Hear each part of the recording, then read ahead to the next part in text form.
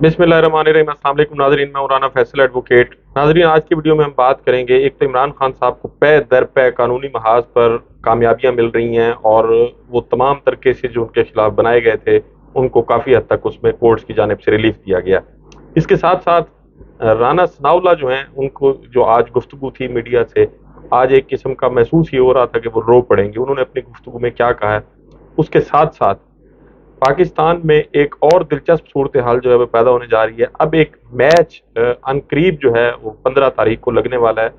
इस रियासत के जो इस वक्त बरसरे इक़्तिदार टोला है पीडीएम का, और वो पाकिस्तान में जो इस्लामाबाद और पंजाब और खैबर पख्तूनख्वा में दफ़ा 144 का निफाज किया गया था, उसके हवाले से मौलाना फजलुर रहमान साहब ने पहले और फिर बाद में पीडीएम ने सुप्रीम कोर्ट के फैसले के खिलाफ एक एहतजाजी प्रोग्राम और धरने का ऐलान कर दिया। और 15 तारीख को उन्होंने कहा कि जी हम सुप्रीम कोर्ट के बाहर एहतजाज करेंगे। कारकुनान को हिदायत जारी कर दी गई हैं, उनको अपना सामान भी साथ लाने का कहा गया है। जमीयत उलमा इस्लाम के जो कारकुनान हैं उनको, और पाकिस्तान पीपल्स पार्टी और पीएमएलएन ने भी उस धरने में शिरकत का फैसला किया। पहले तो बात करते हैं कि इमरान खान साहब को क्या कामयाबी मिली।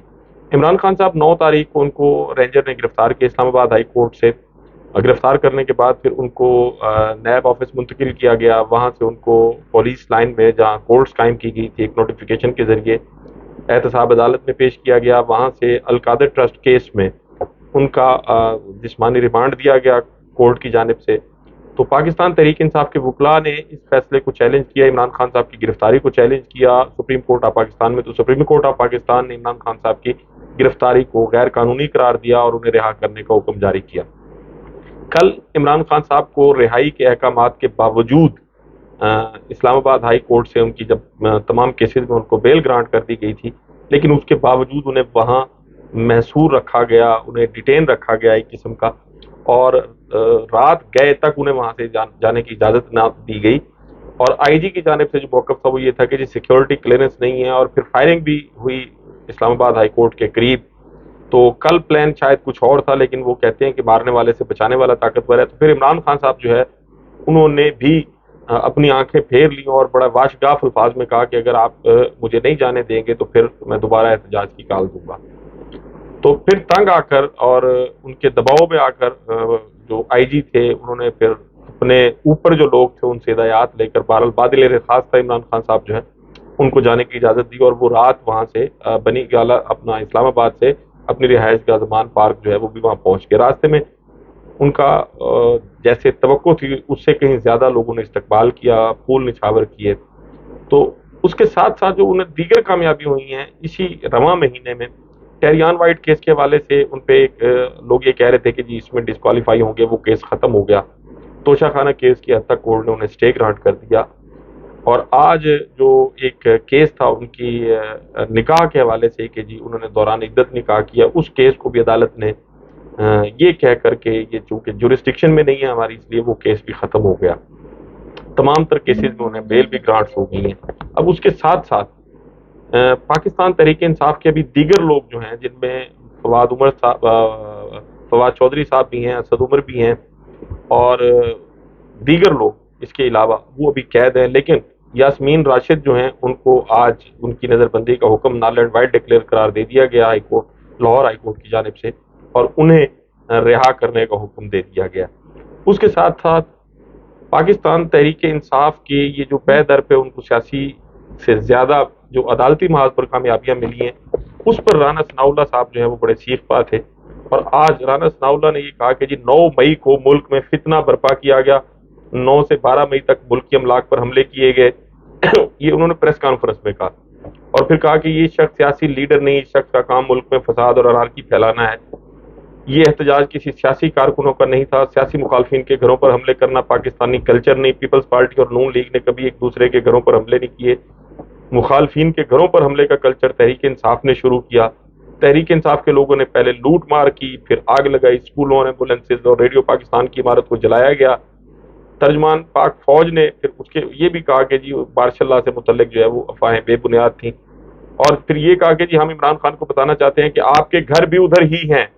कायम है इस्लामाबाद में 9 मई को 600 से 700 लोग मुजाहरे में शुरू हुए। फिर पंजाब में भी उन्होंने कहा कि इतने मकामात पर مظاہرے آخر میں جو انہوں نے کہا کہ جی عمران خان 1 سال سے ان لوگوں کی ٹریننگ کر رہا تھا جن لوگوں نے حملے کیے، کیا ان کے گھر یہاں نہیں ہیں؟ عمران خان سے پوچھنا ہے کہ یہ کون سی سیاست ہے؟ اب عمران خان صاحب نے تو سیاسی کارکنوں سے اپنی پارٹی کے لوگوں سے پرامن رہنے کی اپیل بھی کی تھی، اور پھر رانا ثنا صاحب یہ کہہ رہے ہیں کہ انہوں نے قوم کے 60 ارب لوٹے ہیں جس کے دستاویزات اور ثبوت موجود ہیں۔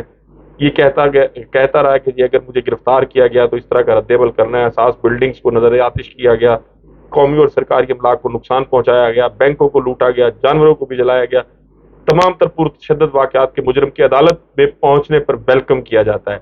ہم کہتے تھے کہ یہ فتنہ اور قوم کو اس فتنے کا پتہ ہونا چاہیے، قوم کو اس فتنے کو ووٹ کی طاقت سے مائنس کرنا چاہیے، قوم کو اس فتنہ کا ادراک ہونا چاہیے، شر پسندوں کا محاسبہ کر کے انصاف کے کٹہرے میں لایا جائے گا۔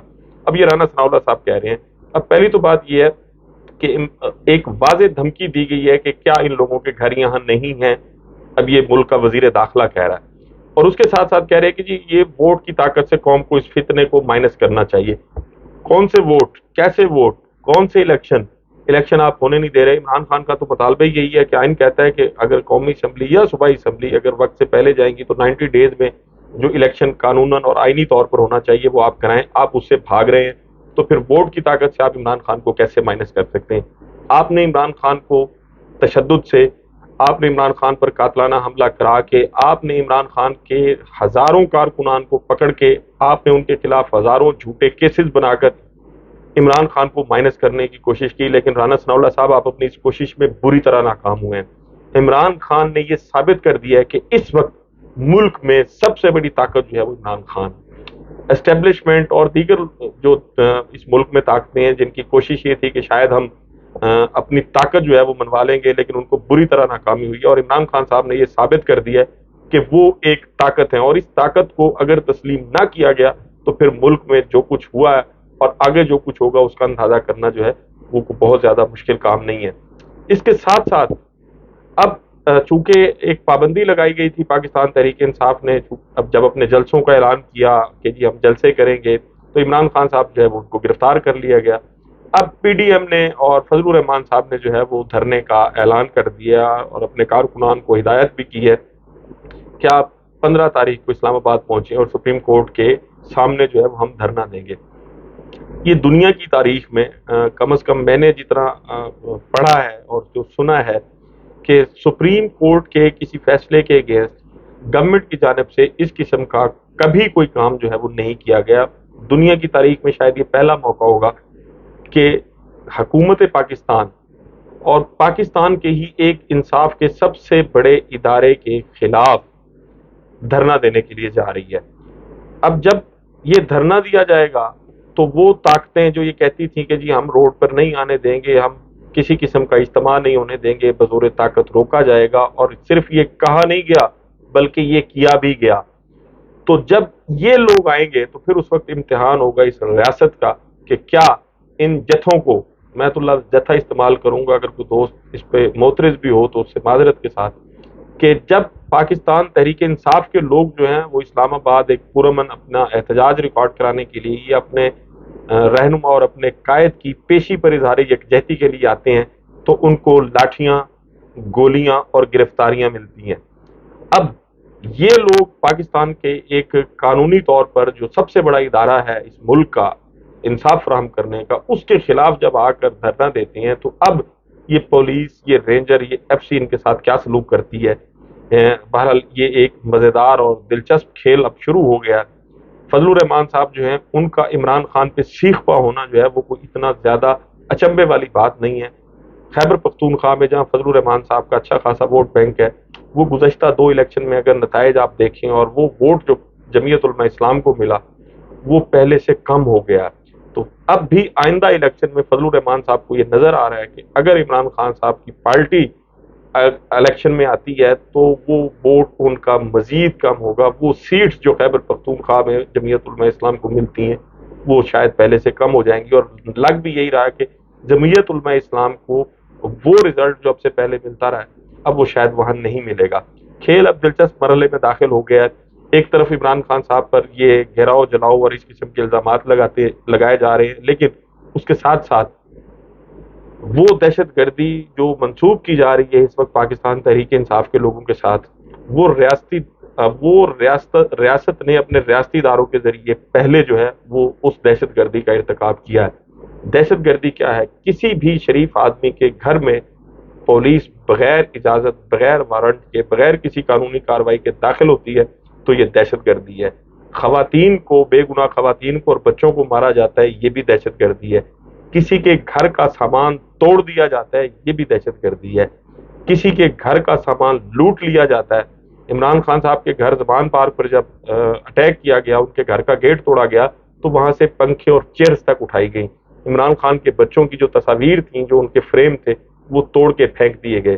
ان کے صوفے، ان کے کپڑے، ان کا فرنیچر توڑ دیا گیا۔ کس کی جانب سے ہوا تھا یہ ایک ریاستی ادارے کی جانب سے ہوا تھا۔ تو جب ریاست خود دہشت گردی کرتی ہے تو وہ ریاست پاکستان کے لوگوں سے یہ کیسے کہہ سکتی ہے کہ آپ دہشت گردی نہ کریں؟ ہاں، لوگوں سے اس صورت میں دہشت گردی روکنے کا کہا جا سکتا ہے جب ریاست خود دہشت گردی نہ کرے۔ پاکستان میں ادارے، خصوصاً پولیس جو ہے، وہ ایک جرم کو ٹریس کرنے کے لیے 10 جرائم خود کرتی ہے۔ لوگوں کے گھروں میں داخل ہونا، لوگوں سے مار پیٹ کرنا، لوگوں سے بدتمیزی کرنا، یہ ایک بڑی کامن سی بات ہے، اور پاکستان میں بہت سارے لوگ ایسی ہیں جن کے ساتھ یہ ہو چکا ہے۔ 25 مئی کو کیا ہوا وہ سب آپ کے سامنے ہے۔ ناظرین، آپ سے ملاقات ہوگی اگلی ویڈیو میں۔ اپنا اور ارد گرد کے لوگوں کا بہت خیال رکھیے گا۔ اللہ حافظ۔